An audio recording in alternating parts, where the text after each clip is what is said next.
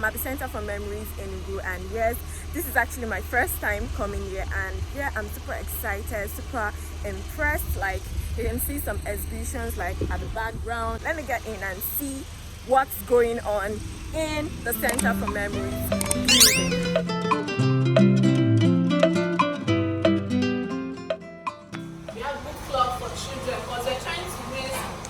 Children who are not just grounded in history or proud of their Igbo identity. We also want to raise children who are readers, children who can discuss books and contribute meaningfully to their conversations. The more exhibition is on Igbo Masquerades, and the artist is Chuma Amabor. So Chuma is an artist, a designer, and an entrepreneur.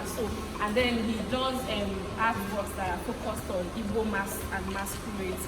So Chuma is from Adas in Anambra State, and most of the masquerades that you see here today are kind of peculiar to Adas people, because there are thousands of masquerades in Igbo land. Like, different communities have masquerades that are peculiar to their people. So you'll be seeing masquerades that are peculiar to Adas people in Anambra State. And according to me, so masquerades are really, really important in Igbo culture. In pre-colonial times, masquerades actually help to maintain order and balance in the society, as well as also providing entertainment as well, and other functions that they perform. And the same way you have in the family, you have the father, the mother, the children. That's also the same way you have it in the masquerade family. So you have the father masquerade, you have the mother, then you have the children. So this particular masquerade that you see here, this first one that we're seeing, is called Ogunugu. Now, Ogunugu is the first daughter of the family. So she's distinguished by her appearance. So everything from her costume to the way she carries herself speaks of elegance and gracefulness. Like, she carries herself as the first daughter. She's really beautiful. So you can see, for instance, that her costume is really very colorful. One distinguishing feature about her is her colorful masquerade. And then she's not acrobatic or like the male masquerade, and she doesn't flop. She doesn't come with cake. She dances, and she's just graceful. That's if you can describe her in one. Then Amabor is the father of the house. So you can see him, he's old, he's graceful as well. And one thing about the older masquerades that their own costumes are not as colorful as the younger ones. So you see his costume is just, monochrome, just one color, unlike the Ogunugu that has red, yellow, green, blue, and all the colors. So he's the father of the house, really graceful and wise. Now, what we have here is a musical instrument. So this exhibition is not just about masquerades, it's also about the music, the costume, the performance, everything that accompanies the masquerade performance. So that's why we have Udu. So I'm sure everybody must have seen Udu at some point in their lives. So Udu is one of the musical instruments that accompany the masquerade. Then over here we have the Udo masquerade. So this masquerade is notable for his dancing skills. He can really dance very well. So looking at his costume, this thing he has on his waist can move in a very very interesting way. He dances very, so he's known for dancing. This one, Amabor he's known for being really energetic and acrobatic. You can see he was even caught in motion, running into the arena. He comes in and he does all the whole gyration and acrobatic performance. So, and he's scary. Sometimes he comes with his cane and all. And you can see that his costume is also colorful. He's one of the younger masquerades, yes, but he's a male man. So just like the name, he's an Igbo, a masquerade that looks like an Igbo. So I've actually seen this one before. The one I saw was white all through. So this he moves like the Igbo, and then sometimes he opens his wings, he flaps, and then sometimes he squats, he lays an egg. So he just does like the Igbo. So of course we know that the Igbo occupies pride of place in Igbo land. Isi-nyi also another musical instrument that accompanies the masquerade performance. I'm sure we must have seen this before. And the beautiful thing is that some of these musical instruments that they use for masquerades have somehow been incorporated into our churches and other activities. So they are not dying off anytime soon. So something like Udu, churches use it for worship and all that. So the artist said that Ogidi is the head of any masquerade. Ogidi. So what it means is that Ogidi Mbwadike is the head of Mbwadike masquerade. So what it also means is that that first masquerade we saw, the Ogulugu, that is the Ogidi of the Ogulugu masquerade. Do you understand? The head of so this is the Ogidi Mbwadike, another male masquerade, very fierce and really, really scary from the look of his face. And then we have this masquerade. This one, I love this masquerade a lot. So it's called Omekaagu. So what I love about it is the costume is so beautiful and you know, he looks really, really graceful. But the interesting thing about this masquerade is that just like the tiger, so the Omekaagu is, you know, somebody or something that embodies the character of a tiger.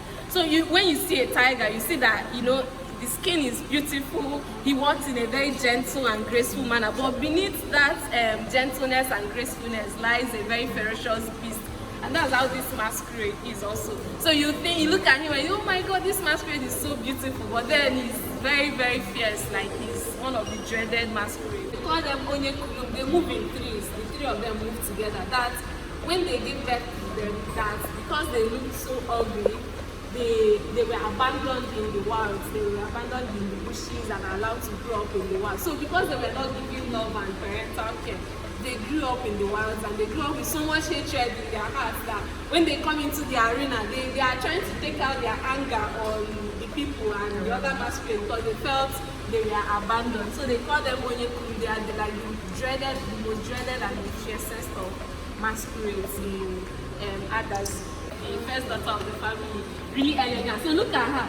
No cane, no, you see she's even wearing socks on her hands. So she's just, you know, she dances well, but not very acrobatic. She's just, you know, graceful.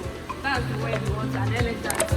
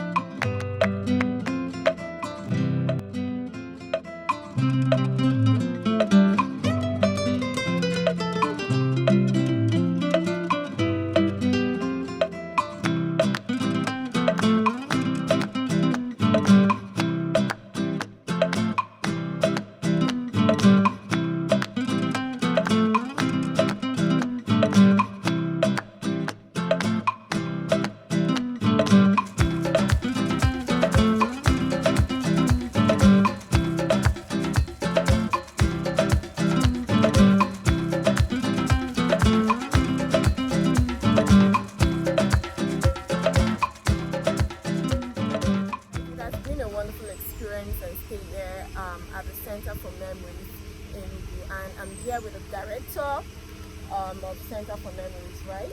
Can you tell us, or tell me rather, tell us more about the Center for Memories? Okay, thank you. The Center for Memories is the repository for Igbo history, culture, and excellence.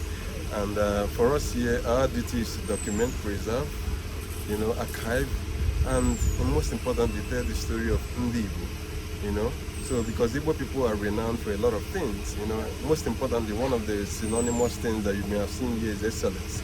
You could look at it from, once you come in from the gate, you can see that we profiled outstanding Igbo people before 1970, and you could imagine the level of excellence and that we have, amongst us. And if you take it further from 1970 to the present times, this space will be enough, to document that. So again, the center, actualizes its mission through several programs. One of our most profound programs is the Nkata Umuibe. So Nkata Umuibe is a program that fosters a sort of conversation between an intergenerational conversation, and increases thought leadership, right? So now in Ali Igbo, we are battling with a vacuum in leadership, that allows demagogues, to begin to have a say in a whole lot of things. But it hasn't been like that in Ali Igbo. We've always had leaders. We've always had leaders that work for the interests of people. We always have leaders that work towards, the total good of Ndi Igbo. Leaders who are visionary, leaders who are articulate, leaders, who do not shy away from, having difficult conversations. leaders who do not shy away from taking difficult decisions. So we've never had it like this, and this is the role history has to play. Because our slogan in our Center for Memories is Makunya, Ta and Echi. So everything we do is to highlight what has happened in the past. Most of the things you may have seen today have been about things that have happened in the past. We do it for the now so that we can be able to engineer a future for ourselves. We want to hand over to the next generation something that they could look at and then be proud of their ancestry, something that they could look at and know the kind of people that they are. Igbo people have values that they espouse, that they work with. So if we don't understand these things, we may not be able to make any inroad into the future, because Marcus Garvey would say that a people without the history of their past is like a tree planted without roots. So you could imagine how that could be. So that's for us as Center for Memories. And most importantly, again, we were handed down an oral tradition. Yes. So most of the things my papa say, my mama say, we are told. So you can't actually go anywhere and see for yourself. So it's the bigger task for us at the Center for Memories. We want to bridge that gap. And someone could say history is not taught in schools. So it's another gap that we are bridging, because we have to be that parallel structure that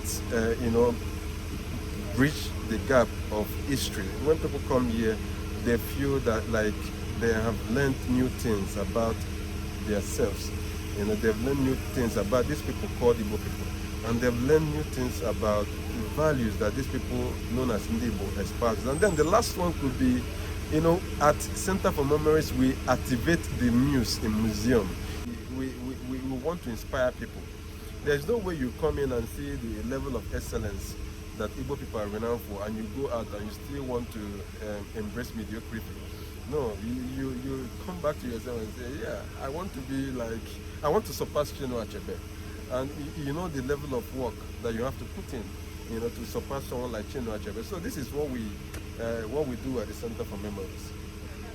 I'm really impressed, and thank you for having me. Thank you so much.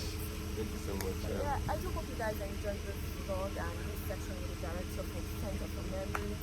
And yeah, please don't forget to subscribe, like, share, comment, and yes, I'm going to see you guys in the next video.